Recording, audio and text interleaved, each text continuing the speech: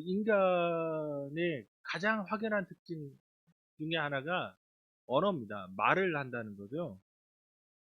동물 중에서 인간만 아주 복잡한 그 기호 체계를 가지고 말을 합니다. 그래서 대화를 하죠.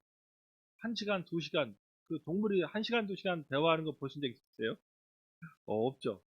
어, 아주 말은 정교한 겁니다. 그런데 인간은 인간과만 대화하는 게 아니라 하나님과도 대화합니다. 그런 하나님과의 대화를 우리는 기도라고 부릅니다.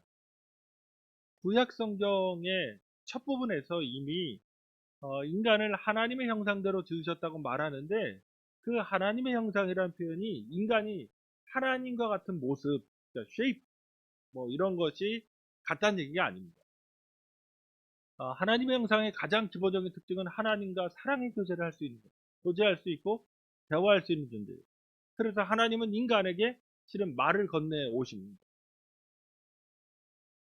특별히 우리가 사도신경에서 성령의 교통하심을 얘기합니다. 그런데 이 성령의 교통하심이라고 하는 것이 무엇이냐?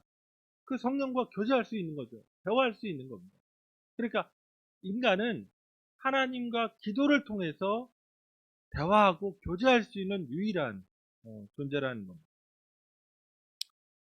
기도는 하나님과 교제할 수 있는, 소통할 수 있는 그런 수단으로서, 통로로서 아주 중요합니다. 그렇기 때문에 사람들은 그 가장 종교적인 사람들에게, 혹은 그 신실한 사람들에게 부탁하는 게 뭐냐? 기도예요. 다른 걸 부탁하지 않습니다. 거의 기도를 부탁해요. 그러니까 교회를 한번 생각해 보시면 예수님과 관련된 가장 그 극적인 장면, 이게 진짜 예수님이지 하는 것을 나타내는 경우는 그 십자가에 못 박히십니다.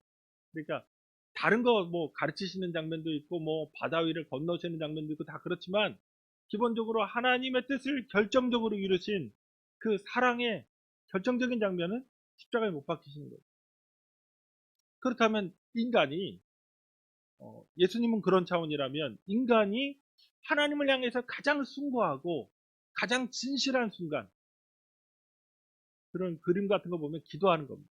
그 꼬마 아이가 이렇게 두 손 모고 기도하거나, 아니면 그 빵 이렇게 있는 식탁에서 그 정말 손마디가 다 굵은 아저씨가, 흰머리 아저씨가 이렇게 기도하고 있는 것입니다.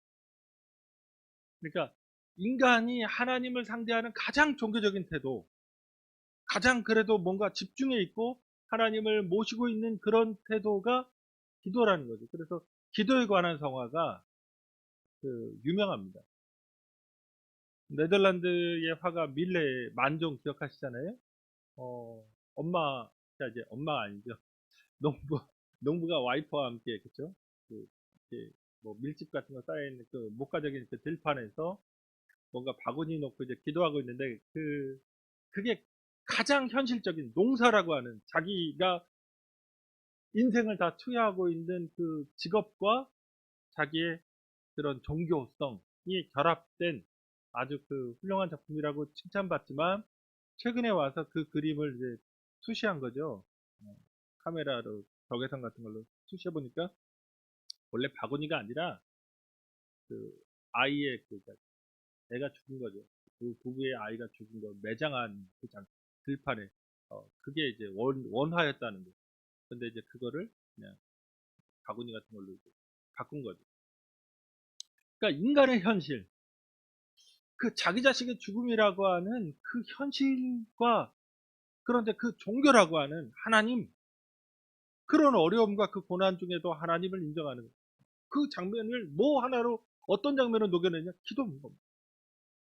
기도는 그만큼 어, 우리의 신앙을 단적으로 표현하는 수단, 도구입니다.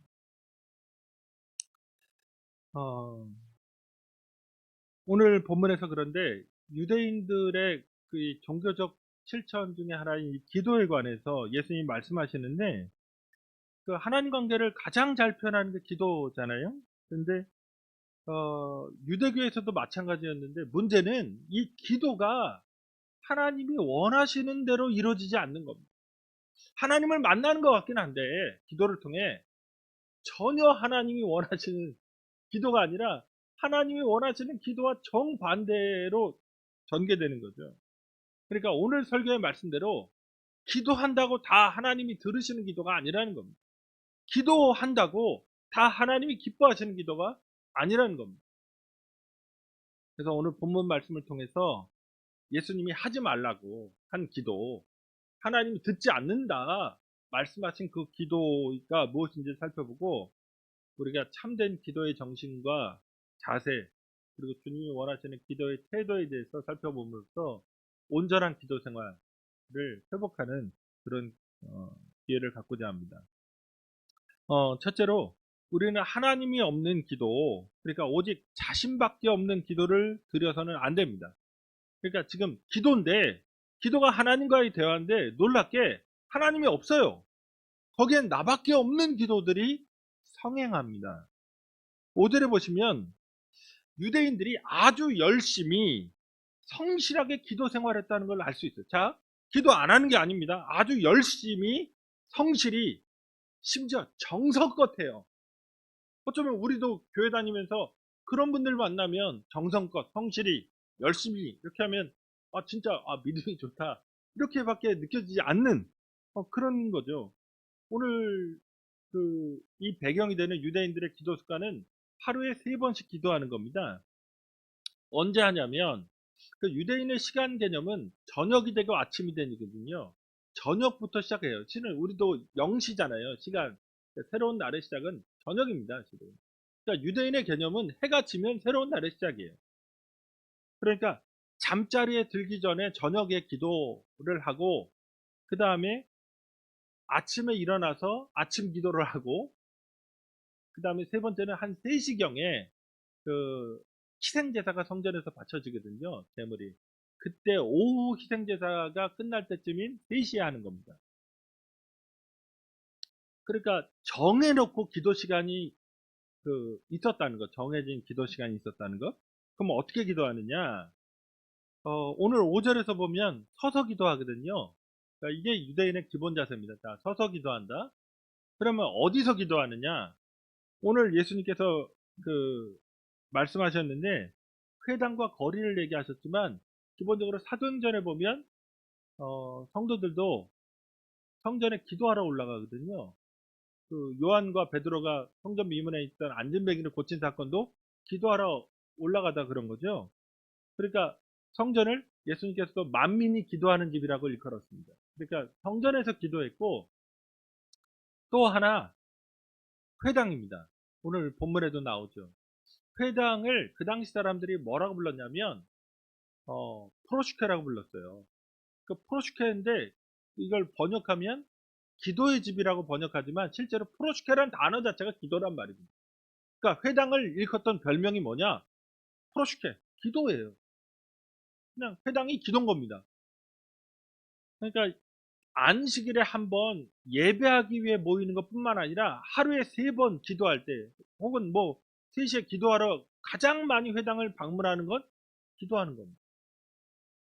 그래서 회당을 그냥 프로슈케, 기도라는 단어로 일컬었습니다. 그런데 유대인들이 뭐 어떤 길을 가다가 일을 하다가 그 시간을 그 회당이나 성전이나 아니면 자기 집에서 머물지 않으면 길에서도 이제 기도하는 거죠. 서가지고. 그러면 어떤 기도를 했느냐? 지금 여기서 우리와 좀 다른 것을 기억하셔야 됩니다. 보통 개신교의 기도는 자발적이고 즉흥적인 기도예요. 그러니까 내게 지금 주신 하나님의 생각, 하나님의 마음 그런 걸 느끼면서 지금 현재의 상황을 가지고 하나님께 기도하는 겁니다. 그런데 우리가 캐톨릭을 보든가 유대교를 보면 기도문이 있어요. 그러니까 지금 이거 하루에 정해진 그 3번의 기도의 시간에 이 사람들이 우리처럼 기도하기보다는 지금 예수님이 지적하시는 기도는 기도문을 가지고 기도하는 것을 이제 기억하셔야 됩니다. 보통 한 3가지 정도 하루에 의무적으로 부과된 기도가 있는데 아침에 일어났을 때 혹은 저녁에 잠자리에 들었을 때 꼭 해야 되는 게 쉐마예요. 신명기 6장 4절에서 9절. 네, 쉐마를 그걸 외웁니다. 암송하는 거예요. 그 다음에 그 하루에 3번이에요. 이거는 쉐마가 2번이라면 이게 이제 메인인데, 그 세몬의 에스레라고 18복임 기도문입니다. 18복 기도문. 뭐냐면 그 맨 마지막 구절 18개의 문장인데, 그 맨 마지막에 주님 당신을 축복하나이다, 하나님을 축복하는 걸로 끝나요. 그래서 18복 기도문 18번에 하나님을 축복하는 기도문이 있어요. 그러니까 첫 번째 기도문이 뭐냐면, 주님 우리 조상들의 하나님, 아브라함의 하나님, 이삭의 하나님, 야곱의 하나님, 전능하시고 무서우신 하나님, 하늘과 땅을 지으신 지구하신 하나님, 우리의 방패, 그리고 우리 조상들의 방패이신 하나님, 매 세대마다 우리의 의지할 분이신 당신을 축복하나이다. 아브라함의 방패이신 주님, 당신을 축복하나이다. 이게 첫 번째 기도문이에요. 자, 길죠? 한 문장이. 요런 거 18개가 있습니다. 맨 마지막에 당신을 축복하나이다로 다 끝나요. 그래서 18복 기도문이라고 불리는 겁니다. 이걸 하루에 3번 하게 돼 있어요. 그러니까 그 다음에 이제 십계명을 외우거든요. 그러니까 자, 이런 기도문을 지금 거리에서, 회당에서 외우는 거예요. 이거를. 이렇게 다양한 기도문을 정해진 시간에 외워서 하나님께 기도하는 것을 예수님 뭐라고 하신 게 아닙니다. 그런데 여기서 위선자들, 그러니까 외식하는 자들이 정해진 시간이 있다는 거, 요거를 가지고 자기를 돋보이게 하기 위해서, 자기가 정말 믿음이 좋은 사람이라는 걸 나타내기 위해서 철저하게 계산해서 그 시간을 자신을 위해서 활용합니다. 그러니까 거리에 서서 그 3시 딱 맞추면 이제 기도해야 되잖아요. 그러니까 그 3시에 맞춰서 집에서 나와서 시장 어기로 가서 3시가 되면 이제 막 종소리 같은 거 울리거든요. 기도 시간 알리면 딱 서가지고 거기서 이 18개의 기도문을 외우고, 거기에 막 그 십계명 같은 거 외우면서, 길어요. 장황하게 서가지고 이렇게, 그 사람들이 명동한 그런 거리를 생각해 보세요. 그런 데 서서 이러고 있는 모습. 아, 역시 서기관이구나, 역시 바리새이구나 하는 그런 칭찬을 받습니다. 공적인 장소에서, 완전히 노출된 장소에서 율법을 잘 지킨다고 하는 것으로 자기를 포장하도록 완전히 계획적으로, 의도적으로 그렇게 기도 생활을 하는 겁니다. 그 나름 엄청난 정성이고 엄청난 성실함이고 엄청난 믿음처럼 보이지만, 예수님이 보기에는 이것이 가식이고 위선이라는 거예요. 지금 하나님과의 대화가 기도라면, 하나님과 가장 친밀하게 대화해야 될 그 시간에 서기관과 바리새인들은 위선적으로 자기 자신을 드러내는 시간으로 만들려고 했습니다. 보통 기도하는 장소가 뭐 회당 안에서도 마찬가지고 길거리에서 사람들이 물건 파고 사는 그런 장소에서 기도하는 거죠. 예수님이 여기에서 지적하시는 것은 의도입니다. 그들의 의도 가운데 하나님이 없다는 거예요. 여기서 중요한 겁니다. 기도는 기도인데 내용은 다 하나님을 축복합니다로 끝나는데, 놀랍게 하나님이 없어요. 하나님이 없는 기도가 존재한다는 겁니다. 하나님과 대화라고 기도를 정의하지만 거기에서 하나님이 주인공이 아니에요. 하나님의 뜻이, 하나님의 계획이, 하나님의 목적이, 하나님의 인도하심이 전혀 중심이 아닙니다. 그냥 오직 기도하고 있는 내 자신이 영광받고, 내 자신이 잘되고, 내 자신이 무언가 이 세상적으로 좋은 것을 챙길 수 있으면 된다고 하는 겁니다. 하나님께 기도하는 신용을 해요.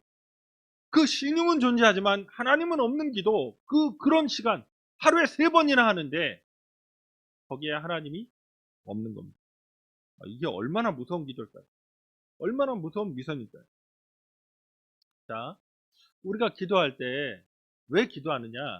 하나님이 천지를 창조하신 분이기 때문에, 이 세상 모든 만물을 주관하시기 때문에, 그리고 우리가 살아가는 그 미래를 그분의 주권 아래 가지고 계시기 때문에 그분 앞에 온전하게 살아가기 위해 기도합니다.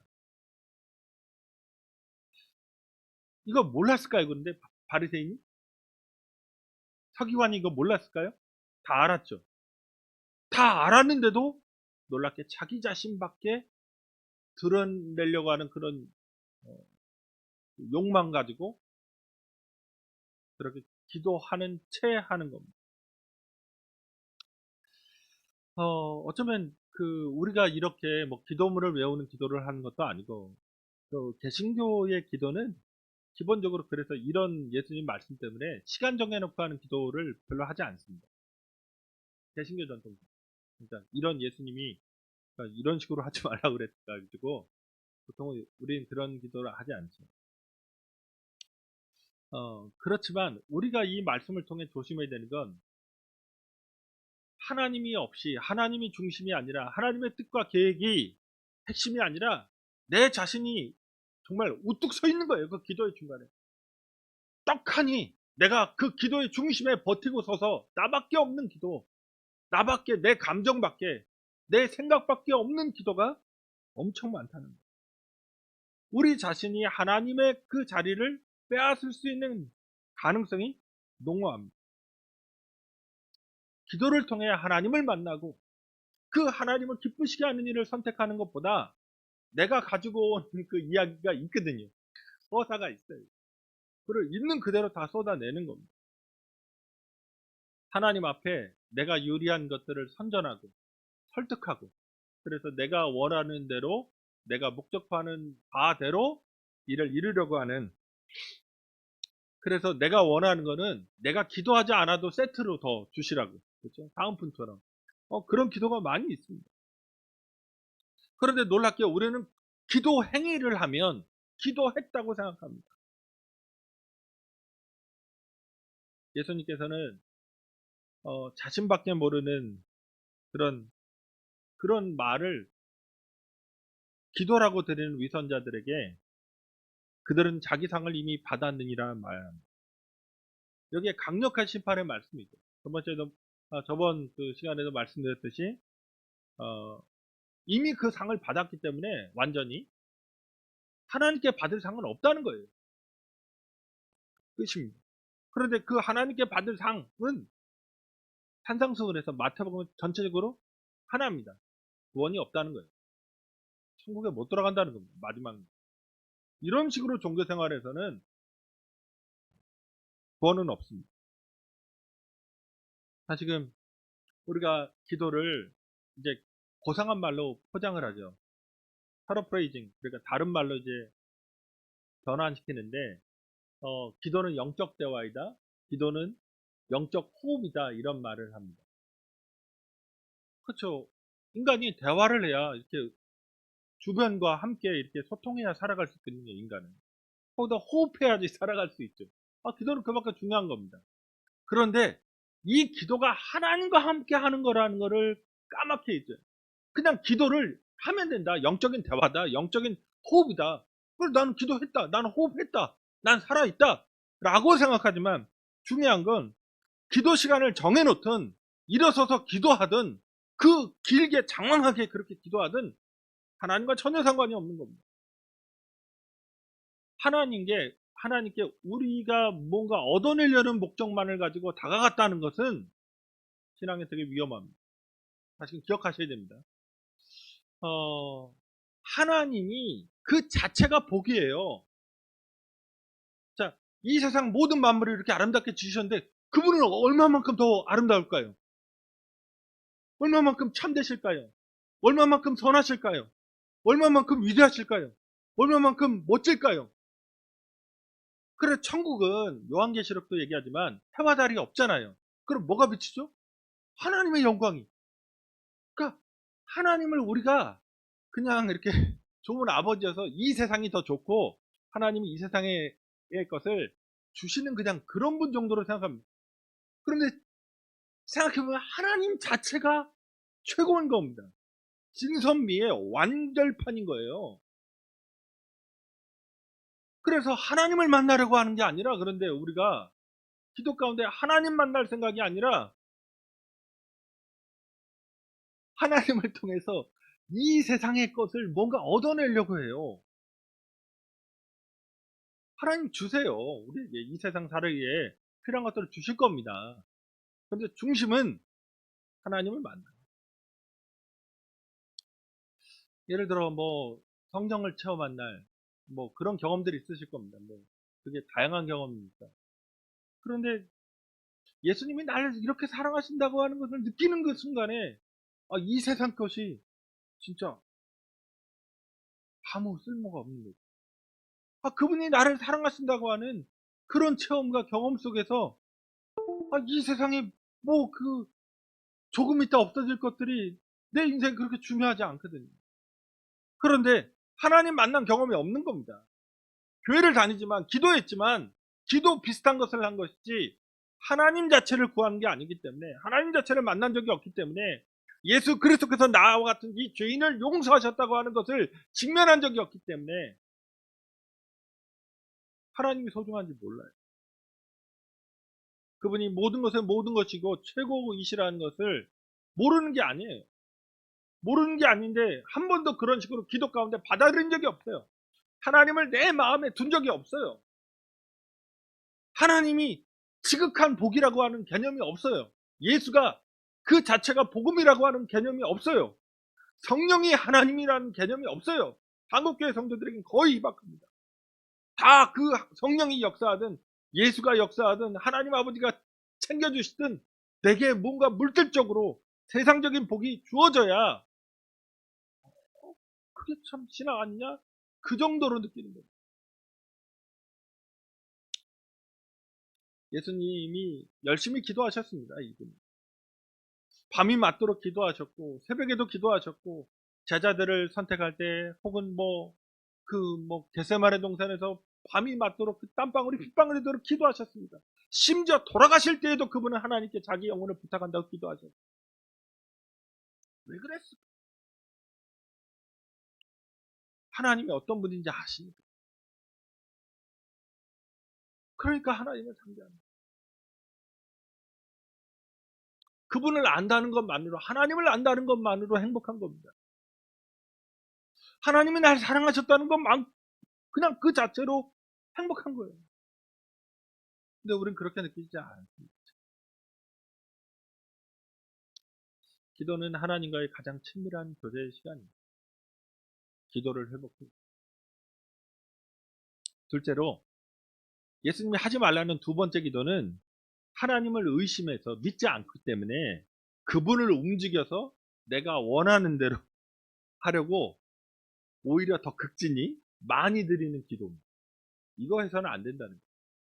자, 하나님을 아예 잘 못 믿어요. 의심합니다. 이게 응답해줄까? 안 할걸? 그러니까 어떻게 하느냐? 더 극진히 더 말을 많이 해가지고 설득해내려고. 지금 첫 번째 기도가 하나님을 알지만, 하나님을 잘 알지만 하나님을 모시지 않는 기도. 그게 유대인의 기도예요. 정해진 시간에 기도하지만 하나님을 절대 만난 적 없는 위선적인 기도.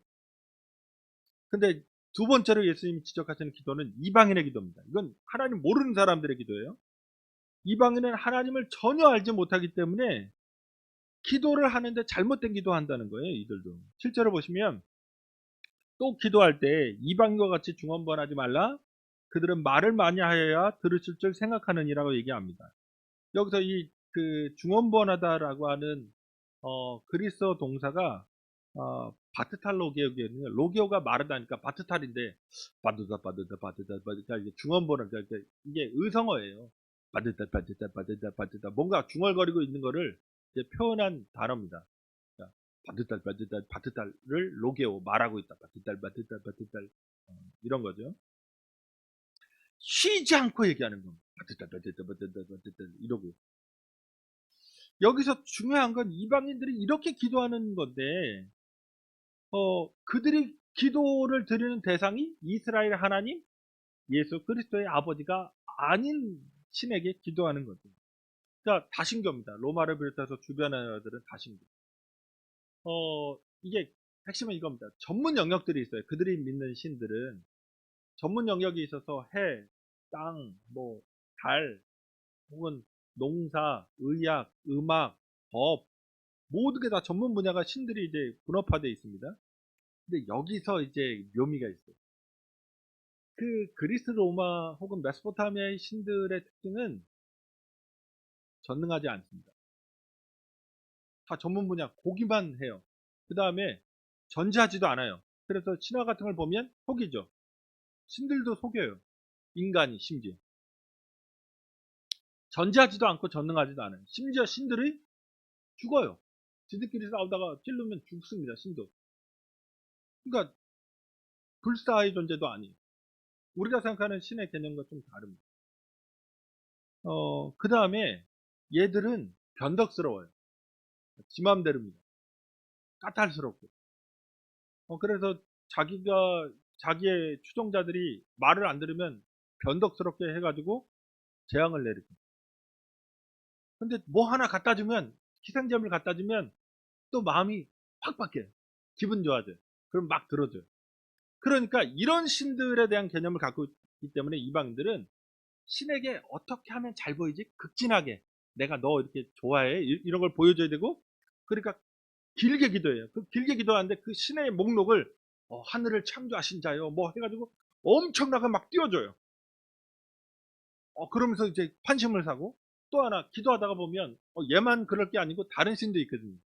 걔 하나 또 껴넣어가지고 막 기도하고 또 한 명 생각나면 그러다가 진짜 다른 애 하나 빼놓으면 또 걔가 삐치면 어떡해. 그러니까 또 빠지지 않게 다른 애까지 또 껴갖고 기도해요. 길 수밖에 없습니다. 이런 기도인데 이런 태도를 결정적으로 한마디로 표현하는 뭐냐? 비인격성입니다. 그냥 신이 능력만 많아요. 그러니까 힘센 어린아이예요. 그래가지고 사탕 하나 주면 이렇게 힘은 센데 생각은 단순해. 그러니까 달랠 수 있죠. 그리고 자기 마음대로 그 힘을 이용할 수 있다. 이방인의 기도의 핵심은 힘센 애를 이용하겠다는 겁니다. 내 의도대로 많이 기도해서 설득해서 축켜 세워서 이 비인격성입니다. 그런데 오늘 예수님이 지적하시는 것, 우리 하나님은 인격적인 분이라는 겁니다. 하나님은 우리를 인격체로서 기도 가운데 대우해 주신 거예요. 하나님의 형상으로 존중해 주십니다. 그래서 심지어 하나님이 기도를 들으시고 자기의 뜻을 변화시켜 주시거나 자기가 하실 일을 유예하거나 멈추시거나 그런 일들이 성경에 나타납니다. 그건 하나님이 계획하신 것이 잘못되었기 때문이 아니라 심지어 기도하고 있는 이 피조물인 인간을 인격체로 존중해 주시기 때문에 그렇습니다. 그러니까 우리가 그 하나님을 알지 못하는 이방인처럼 길게 그것도 충분히 기도하면 하나님이 응답해 주신다. 그러니까 그런 말 하잖아요. 기도의 분량이란 말. 성경에 그런 말이 없어요. 기도하면 됐지 무슨 기도의 분량을 채워야 돼요. 그건 이방인적인 사고입니다. 뭔가를 양을 채워야 그렇죠? 그 캐파를 채워야 된다. 반복적으로 얘기하고 하나님 앞에 이거는 내가 반복적으로 얘기한다. 이렇게 이건 이방인의 기도입니다. 간절하기 때문에 기도한 경우가 나옵니다. 바울이 3번 기도하고 예수님이 겟세마네 동산에 3번 기도하죠. 그 정도입니다. 그런데 그 예수님의 기도에도 보면 바울도 그렇고 그렇게 기도했는데 응답 못 받았거든요. 바울은 계속 질병을 달고 살았고 예수님은 십자가를 지셨습니다. 그러니까 기도 가운데 핵심은 하나님의 중심이고 하나님이 우리에게 가장 그분이 계획하신 완벽한 일을 그분의 일을 행하신다는 거예요. 하나님을 우리가 조종할 수 없어요.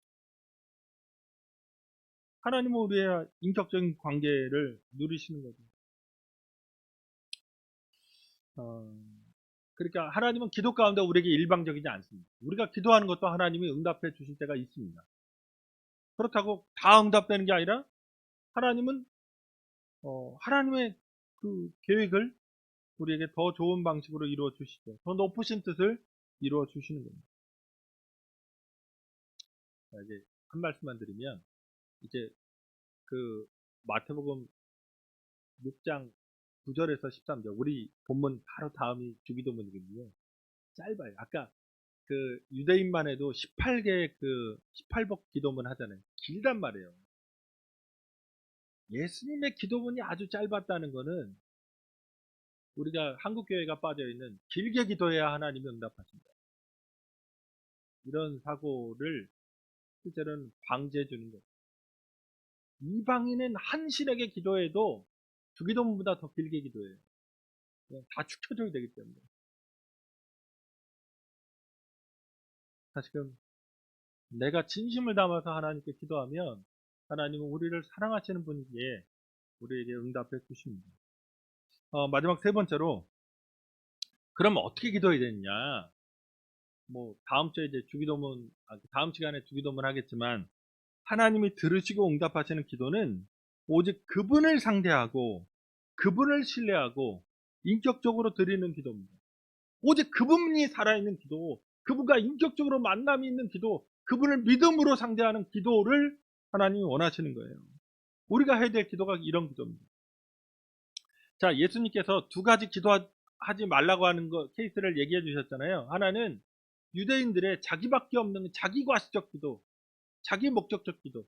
그 다음에 이방인도 비슷한데, 이거는 하나님을 알지 못하기 때문에 중언부언하는 기도, 많이 드리는 기도, 이 둘 다 하지 말라고 했어요. 그럼 유대인의 기도와 관련해서 이제 과시적으로 다른 사람 앞에 나는 경건한 사람이라는 걸 드러내는 이 기도에 대한 예수님의 대안, 해결책이 뭐냐? 6절에서 집의 가장 안쪽에 있는 창문도 없는 골방이죠. 은밀한 공간에 문을 닫은 채로 하나님께 가서 거기서 기도해라. 그러면 은밀한 중에 보시는 하나님이 응답하신다. 그러니까 빛도 안 들어와요. 창문도 없기 때문에. 골방은 그냥 창고 같은 곳이거든요. 그러면 여기서, 그럼 우린 다 골방에서 기도해야 되고 공개적으로 다른 사람 보는 데서는 기도하면 안 되고 그래야 될까요? 지금 제가 산상수훈 그 설교 가운데 많이 말씀드린 게 예수님의 과장법입니다. 오른손이 하는 일을 왼손이 모르게 하라. 이거 있을 수도 없죠. 그렇죠? 막 그 음란한 생각하면 눈 뽑고 손 자르고 막 이런 거. 과장법인데, 예를 들어 생각해 보세요. 방이 한 칸밖에 없는데 그럼 골방이 어디서 기도해요? 그럼 기도하지 말라는 거예요. 그 농촌에, 그 유대인 농촌에는 방이 하나였어요. 그러면 원룸인데 원룸에서 골방을 어떻게 찾아요? 그럼 기도하지 마라. 기도 안 해도 되겠네? 이렇게, 그런 게 아닙니다. 예수님이 진짜 그 말씀하시고 싶었던 거는, 공적인 기도는 기도가 아니다, 개인적인 기도만 기도다, 이런 게 아니고, 진정한 의도, 올바른 동기냐, 네가 아니라 하나님, 이게 기도의 핵심이냐, 그거를 이제 질문하신 겁니다. 오직 하나님만 상대하고 하나님께 집중하는 곳을 얘기하신 거예요. 골방이라는 표현. 은밀이라는 표현과 골방이라는 표현을 통해서 하나님을 만나고 있느냐, 너는 내 인생 가장 그 중심에 하나님과의 친밀함을 누리고 있느냐, 이걸 질문하고 계신 겁니다.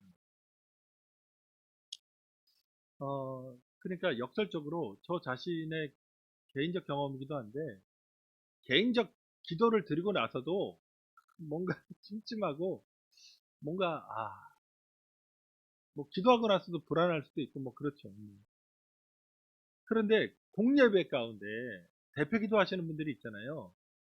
대표 기도하시는 분들의 기도를 들을 때 오히려 마음의 위로를 받을 때가 있어요. 그 내가 생각했던 그 하나님보다 이런 하나님이지, 이런 것들을 느낄 때, 그쵸? 그 대표 기도를 통해서. 그래서 회개하기도 하고, 심지어 어떤 생각을 많이 했냐면, 실제로 이제 목사하고 나서 계속 이제 설교하면서도 계속 생각했던 건, 어, 이런 대표 기도 들었으면 그냥 설교 안 해도 되겠다.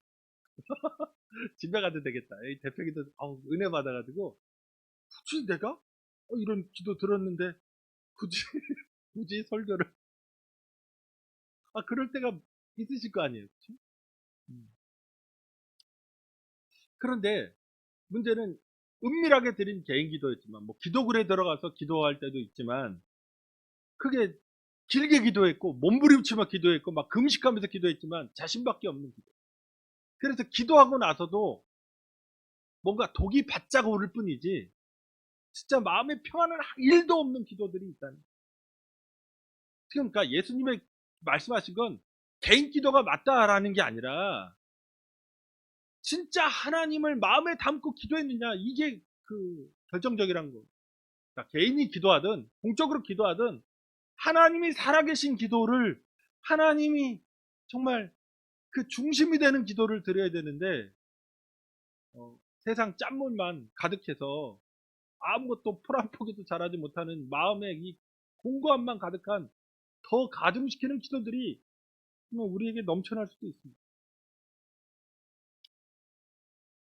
더불어서 예수님은 이제 8절에서 이방인들, 중언부언하고 있는 이 이방인들에 대해서는 어떻게 말씀하셨냐면 하나님의 인격성을 회복하라는 거예요. 제자들에게.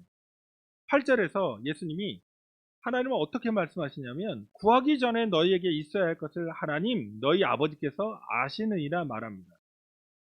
여기서 예수님의 특별한 하나님 이해가 있습니다.